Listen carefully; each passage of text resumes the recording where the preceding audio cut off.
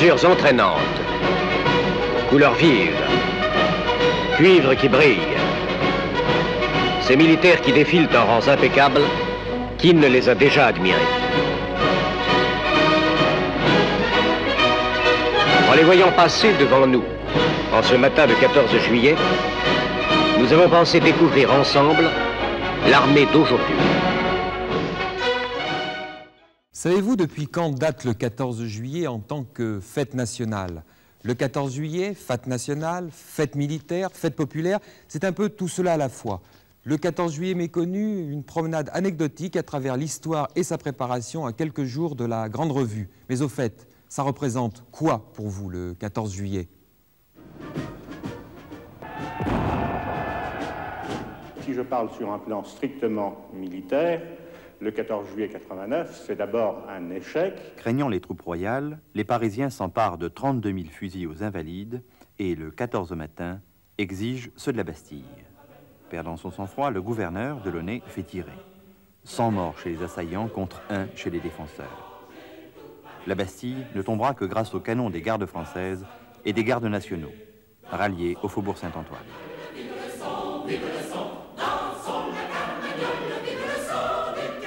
Le 14 juillet 90, c'est autre chose, c'est la fête de la Fédération. Le commandant en chef des gardes nationales prête serment au roi, à la loi et à la nation. C'est une fête de l'unité nationale. Le 14 juillet, fête nationale, a commencé le 14 juillet 1880. Le 14 juillet 1880, c'est voulu à la fois fête nationale, mais également grande manifestation militaire. C'est-à-dire que ce jour-là, le président Jules Grévy a remis les nouveaux drapeaux français à tous les régiments de l'armée française. C'est une fête à la fois grandiose parce qu'on a voulu lui donner un caractère majestueux. C'est en même temps une fête populaire car l'armée est présente, elle est honorée au milieu de la fête, mais il y a un concours populaire extraordinaire et à partir de ce 14 juillet de Longchamp va naître une tradition qui va se perpétuer pratiquement jusqu'à la guerre de 1914, où tous les ans, on aura même une chanson de Paulus à ce sujet, les gens de Paris vont gaiement aller pique-niquer à Longchamp pour aller voir cette armée. Car nous allions fêter, voir et complimenter l'armée française.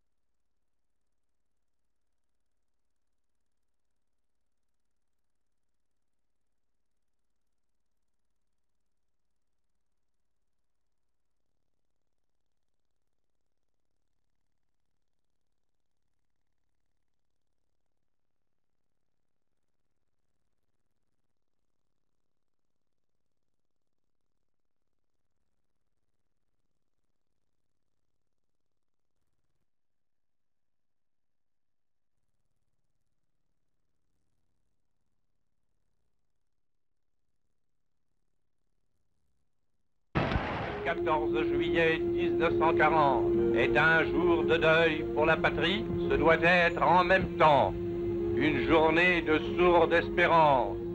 Pendant ces années de guerre, le 14 juillet devient pour ceux qui combattent hors de France une date que chacun porte au cœur dans l'attente de la victoire. Jamais la France n'a cessé de fêter le 14 juillet. Elle l'a fêté à Londres, sous les acclamations d'un peuple qui faisait front avec courage.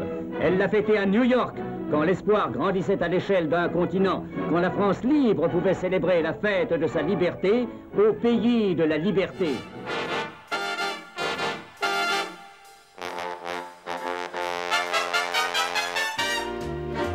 Du nord au midi, la France célèbre dans l'allégresse sa fête nationale rétablie. la République retrouve sa devise, liberté, égalité, fraternité. La gauche, influente dans le gouvernement présidé par le général de Gaulle, a réclamé un 14 juillet populaire.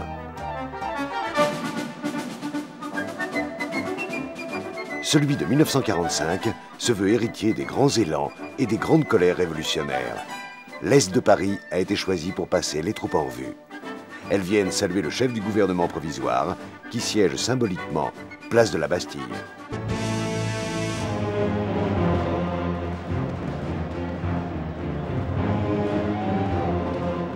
À quelques mois de la chute du mur de Berlin, le défilé de Jean-Paul Goude met en scène les grands thèmes de la Déclaration des droits de l'homme et du citoyen de 1789, devenue aujourd'hui aspiration universelle.